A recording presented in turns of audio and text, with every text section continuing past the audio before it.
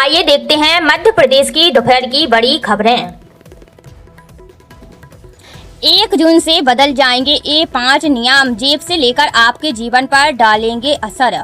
आपको बता दें 1 जून 2026 से देश भर में कई ऐसे नए नियम लागू होने जा रहे हैं जिनका असर आम आदमी की जेब, बैंकिंग, यात्रा, गैस और ईंधन खर्च पर साफ दिखाई देगा। सरकार और कंपनियां बैंकिंग सेवाओं, पेट्रोल, डीजल, एलपीजी और पीएनजी, डिजिटल पेमेंट और फास्टैग जैसे कई सेक्टर्स में बदलाव करने जा रही हैं। ऐसे में लोगों के लिए इन नए नियमों की जानकारी पहले से रखना बेहद जरूरी हो गया है।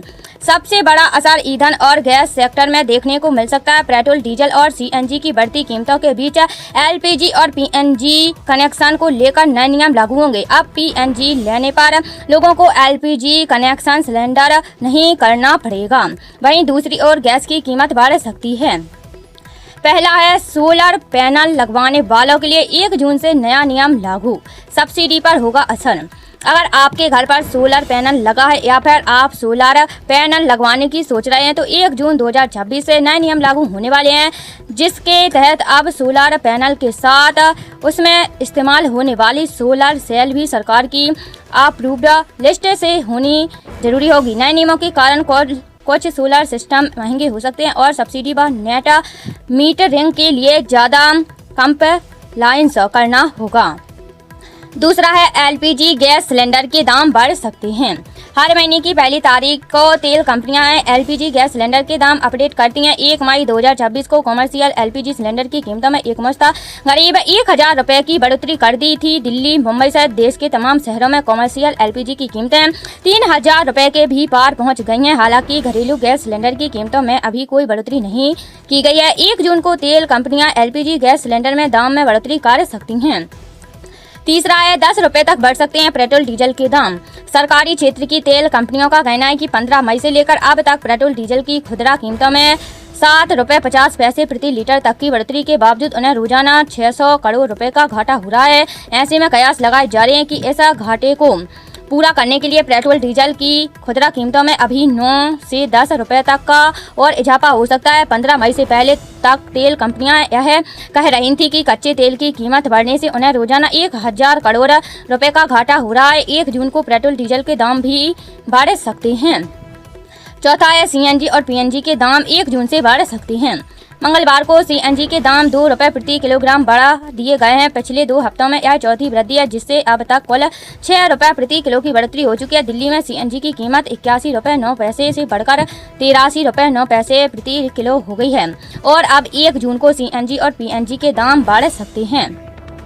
पांचवा है एटीएम से कैश निकालना अब महंगा। भारतीय रिजर्व बैंक ने एटीएम इंटरचेंज फीस बढ़ाने की मंजूरी दे दी है। अब फ्री ट्रांजैक्शन लिमिट खत्म होने के बाद हर बार कैश निकालने पर 23 रुपये देने होंगे, जो पहले 21 रुपये था। फ्री लिमिट की बात करें तो आपके बैंक के एटीएम पर हर महीने 5 फ्री ट्रांजैक्शन मिलते हैं। दूसरे बैंक के एटीएम पर मेट्रो शहरों में 3 और नॉन मेट्रो में 5 फ्री ट्रांजैक्शन मिलते हैं। इसके बाद हर ट्रांजैक्शन पर चार्ज देना होगा। पीएम किसान योजना की 23वीं किस्त का इंतजार थोड़ा और बाकी। क्या जून नहीं जुलाई में जारी होंगे 2-2000 रुपए? आपको बता दें प्रधानमंत्री किसान सम्मान निधि योजना एक ऐसी स्कीम है जिससे करोड़ों पात्र किसान जुड़े हुए हैं और हर साल 6000 रुपए की आर्थिक राशि का लाभ लेते हैं। इस बार इस योजना की 23वीं किस्त रिलीज होनी है, जिसका इंतजार योजना से जुड़े करोड़ों किसानों को है। लेकिन क्या आप जानते हैं कि ये 23वीं किस्त कब रिलीज हो सकती है? अगले महीने जून में या जुलाई में। किन किसानों को मिलेंगे 2-2000 रुपए?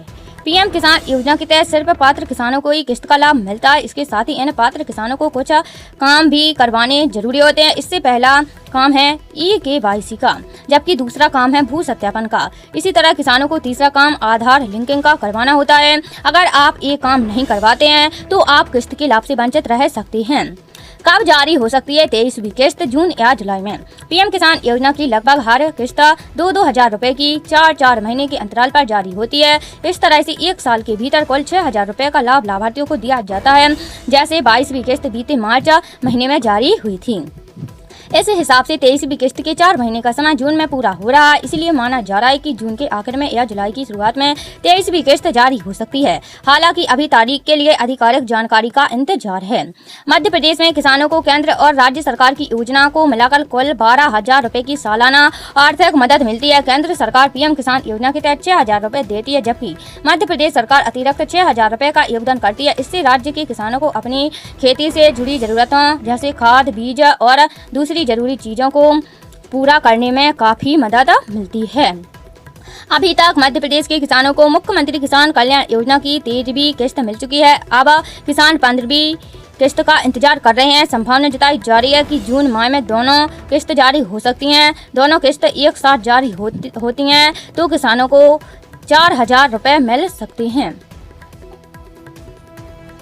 एमपी के 16 शहरों में पारा 44 डिग्री सेल्सियस के पार, खजुराहो सबसे गर्म।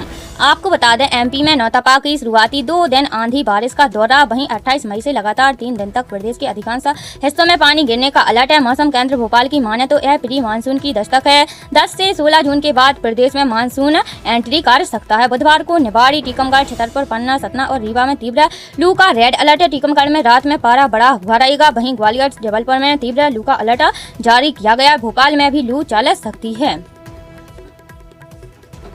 चांदी 4,887 रुपए गिरकर 2,66,000 रुपए पर आई। आपको बता दें, सोने चांदी के दाम में आज गिरावट है। India Boolean and jewellers association के अनुसार 1 किलो चांदी की कीमत 4,887 रुपए कम होकर 2,66,000 रुपए पर आ गई है।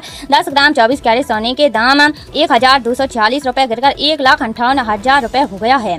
13 दिन में 27,000 रुपए टूटी चांदी। सरकार ने कीमती धातुओं पर इंपोर्ट ड्यूटी बढ़ाने का ऐलान किया था, तो बीते 13 मई को अचानक चांदी का भाव MCX पर 3 लाख रुपए की पार निकल गया था। लेकिन इसके बाद ये 1-2 दिन को छोड़ दें तो बिखरी ही है। तब से अब तक 13 दिनों में इसका भाव 3,238 रुपए से टूटकर ताजा गिरावट के साथ 2,72,265 रुपए पर आ गया है। और इस हिसाब से देखें तो सिल्वर 27,973 रुपए प्रति किलो सस्ती हो चुकी है। किसानों के हित में बड़ी घोषणा, 14 लाख से ज्यादा किसानों का फसल ऋण होगा माफ। आपको बता दें, तमिलनाडु सरकार ने किसानों को बड़ी राहत देते हुए फसल ऋण माफी की घोषणा की है। मुख्यमंत्री ने सहकारी बैंकों से लिए गए फसल ऋण को माफ करने का ऐलान किया है। सरकार के इस फैसले के तहत सीमांत किसानों के लिए 50,000 रुपए तक का फसल ऋण पूरी तरह माफ किया जाएगा। वहीं अन्य बड़े किसानों को भी 5,000 रुपए तक की राहत देने का निर्णय लिया गया है। राज्य सरकार का कहना है कि इस फैसले से किसानों को आर्थिक राहत मिलेगी और आगामी खेती सीजन के लिए उन्हें नई ऊर्जा मिलेगी। राज्य सरकार की ओर से जारी जानकारी के मुताबिक इस योजना का लाभ करीब 14,22,000 किसानों को मिलेगा। फसल ऋण माफी योजना को लागू करने में सरकार पर लगभग 2,044 करोड़ रुपए का अतिरिक्त वित्तीय बोझ आएगा। सरकार का कहना है कि खेती की बढ़ती लागत, मौसम की अनिश्चितता और किसानों की आर्थिक चुनौतियों को देखते हुए यह फैसला लिया गया है। इससे किसानों पर कर्ज का बोझ कम होगा और वे आगामी बुवाई सीजन की तैयारी बेहतर तरीके से कर सकेंगे। तमिलनाडु सरकार ने स्पष्ट किया है कि सहकारी बैंकों से 1 मई 2025 से 28 फरवरी 2026 के बीच लिए गए फसल ऋण की इस योजना के दायरे में आएंगे। सीमांत किसानों के लिए 50,000 रुपए तक का पूरा ऋण माफ किया जाएगा, जबकि अन्य किसानों को 5,000 रुपए तक की राहत मिलेगी। इस योजना से किसानों आगामी खेती सीजन के लिए दोबारा ऋण लेने और खेती जारी रखने में सक्षम हो सकेंगे। सरकार ने कहा कि भविष्य में जरूरत पड़ने पर किसानों के हित में अन्य राहतकारी कदम भी उठाए जा सकते हैं। मंडियों में अनाज, किराना सामान की कीमतें 10% तक बढ़ी। आपको बता दें, 2 सप्ताह में पेट्रोल और डीजल की कीमत में बढ़ोतरी का असर घर के किचन पर भी पड़ने लगा है। दूध, घी, अनाज से लेकर ज्यादातर किराना सामान तक की कीमतों में औसतन 8 से 10% तक की बढ़ोतरी हुई है। इसके कारण महीने में 5 से 8,000 रुपए तक किचन का बजट रखने वाले परिवारों के खर्च में 700 से 1,000 रुपए तक अतिरिक्त खर्च का बोझ बढ़ेगा। दूध की कीमत में 3 रुपए किलो की बढ़ोतरी से ही परिवार पर 90 से 180 रुपए तक का बोझ बढ़ गया है। घी की कीमत में प्रति किलो 40 रुपए से 60 रुपए तक का इजाफा हुआ है।